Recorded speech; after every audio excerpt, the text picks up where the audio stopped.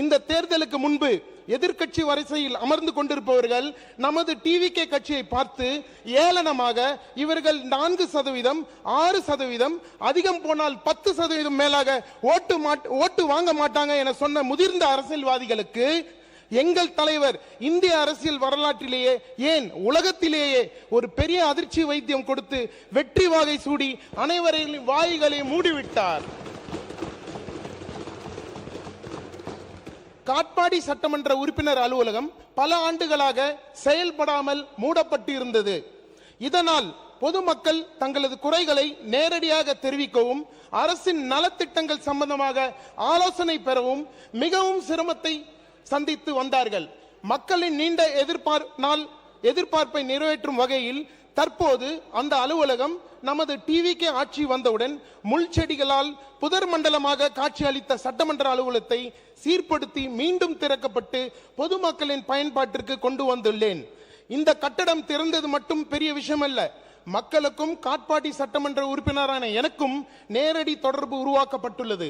இதனால் காட்பாடி தொகுதி மக்கள் தங்களது கோரிக்கைகள், குறைகள் மற்றும் வளர்ச்சி திட்டங்கள் குறித்து எளிதாக அணுகி பயனடைஞ்சிட்டு இருக்காங்க. இந்த அலுவலகம் மக்களின் நம்பிக்கை பெற்ற மக்கள் சேவை மையமாக இனி தளபதி இருக்கும் காலம் வரை காட்பாடியில் டிவிகே ஆட்சி ஒன்றே திறம்பட செயல்படும். அதுவரை எந்த கொம்பராலும் அசைக்க முடியாத கோட்டையாக காட்பாடி விளங்கும். முன்னாள் அமைச்சர் திரு துரைமுருகன் சார் அவர்கள் இந்த அவையில் பல ஆண்டுகளாக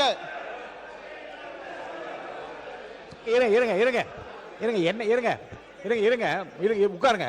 இல்லை அப்படி சொல்லக்கூடாதுங்க. என்ன சொல்ல வரான்னு தெரியாம நீங்க வந்து அவர் பேரை சொல்லக்கூடாது. இல்லைங்க முன்னாள் அமைச்சர் திரு துரைமுருகன் சார் அவர்கள் இந்த அவையில் பல ஆண்டுகளாக மக்களுக்கு பாருங்க. இல்லைங்கண்ணே, முன்னாள் இருந்தாரு. அவர் நான் தான் இவ்வளவு ஓட்டு வைத்த ஜெயிச்சேன்னு சொல்றது நீங்க தப்பு சொல்ல முடியாது. அந்த சொல்ல முடியாது. அவரை பற்றி குற்றச்சாட்டோ குறையோ அல்லது அவரை பற்றி வந்து அவதூறாக பேசுற வார்த்தை வந்து அதை பத்தி நான் கவனிக்கிறேன். பேரை சொல்லி அவரை ஜெயிச்சேன்னு சொல்ல நீ அனுமதிக்கணும். பேசுங்க மாண்பு உறுப்பினர். முன்னாள் அமைச்சர் திரு துரைமுருகன் சார் அவர்கள் இந்த அவையில் பல ஆண்டுகளாக மக்களுக்காக பணியாற்ற மூத்த தலைவர். அவருடைய அனுபவத்திற்கு நான் மரியாதை செலுத்துகிறேன். பல ஆண்டுகளாக இந்த தொகுதியில் பிரதிநிதிப்படுத்திய நிலையில் இன்னும் பல பகுதியில் குடிநீர், சாலை, போக்குவரத்து வசதி, பாதாள சாக்கடை, அரசு மருத்துவ வசதிகள், வேலை வாய்ப்பு மற்றும் முக்கியமாக போக்குவரத்து நெரிசல் போன்ற தொகுதி மக்களின் அடிப்படை தேவைகளும் கேள்விக்குறியே. முன்னாள் அமைச்சர் நினைத்திருந்தால் சீர்படுத்தியிருக்க முடியும். கடந்த 15 ஆண்டுகளுக்கு முன்பே இங்கு ஒரு உயர்மட்ட மேம்பாலம் கட்டி கொடுத்திருக்க முடியும். ஆனால் அவர் அதை ஏனோ கண்டு கொள்ளவில்லை. டிவிகே ஆட்சி அமைந்தவுடன் தொடர்ந்து பேசுங்க. மானிய கோரிக்கை பத்தி பேச இப்பொழுது நமது டிவிகே ஆட்சி அமைந்தவுடன் அப்படி இல்லை. எந்த ஒரு சாதாரண பொதுமக்களும் உட்காருங்க. அவர்கள்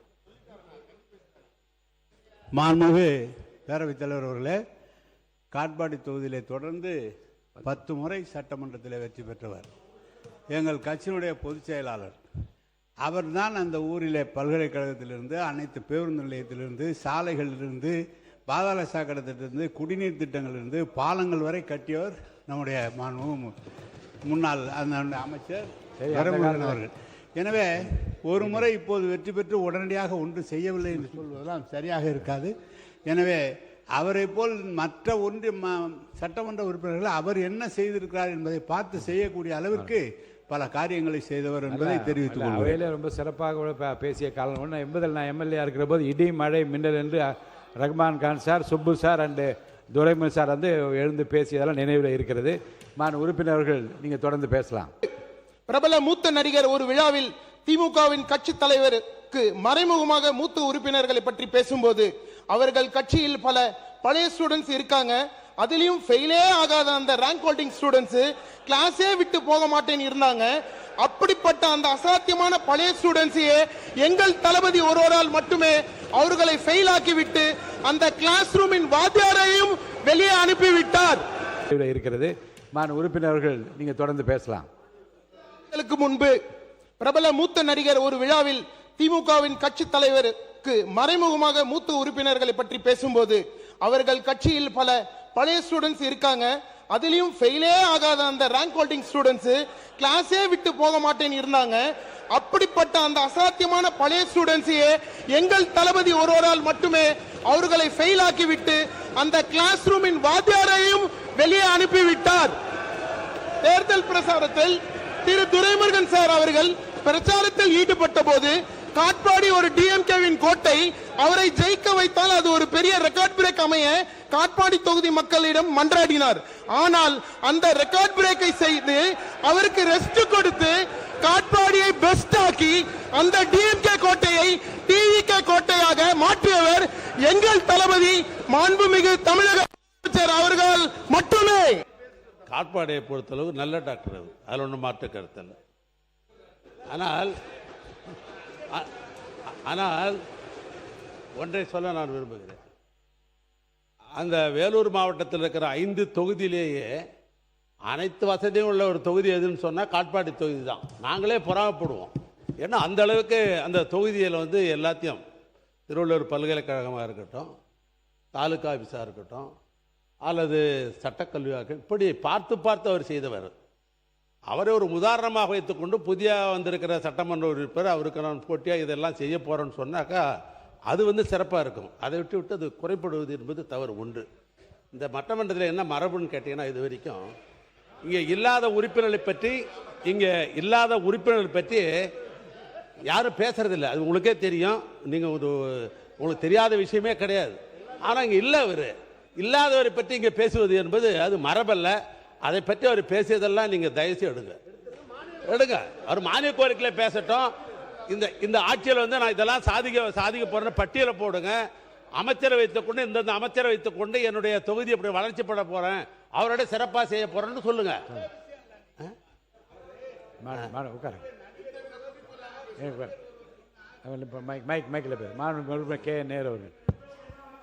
பெரிய நடிகர் ஒருவர் சொன்னார் என்று சொன்னார், பழைய ஸ்டூடெண்ட்லாம் இருக்கிறாங்கன்னு. ஒரே கட்சியில் பழைய ஸ்டூடெண்ட் 50 வருஷமா இருந்தவர். அவர் பழைய ஸ்டூடெண்ட் தான். ஒரே கட்சியில் 50 வருஷம் இருந்து பணியாற்றியவர். எனவே அவர் சொன்ன அந்த அர்த்தத்தில் சொன்னாரே தவிர இவர் சொன்னது மாதிரி பழைய ஸ்டூடெண்ட்னு இல்லை.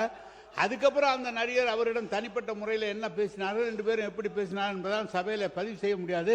எனவே வேற ஏதாவது நீங்கள் வேற உங்க அரசாங்கத்தை பற்றி, உங்க அமைச்சர்களை பற்றி, உங்க முதலமைச்சரை பற்றி பேசுறதை விட்டுட்டு ஏன் இங்கே வரீங்க? அது நான் பிறந்து வளர்ந்த ஊர் காட்பாடி தொகுதி. 40 ஆண்டுகளாக திமுக கோட்டை தான் சொல்லிட்டு தான் இருக்காங்க. நான் நேத்தே சொன்னேனே, அது எதுவுமே அவங்க பண்ணல.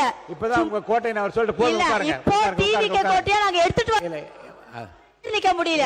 உட்காருங்க. மானிய கோரிக்கை மட்டும் பேசுங்க. நீங்க பாருங்க, மாண்பு முதலமைச்சரே காலையில் அவரை பற்றி புகழ்ந்து பேசுகிற போதே உடனே எனக்கு நோட் அனுப்பிச்சிட்டார்.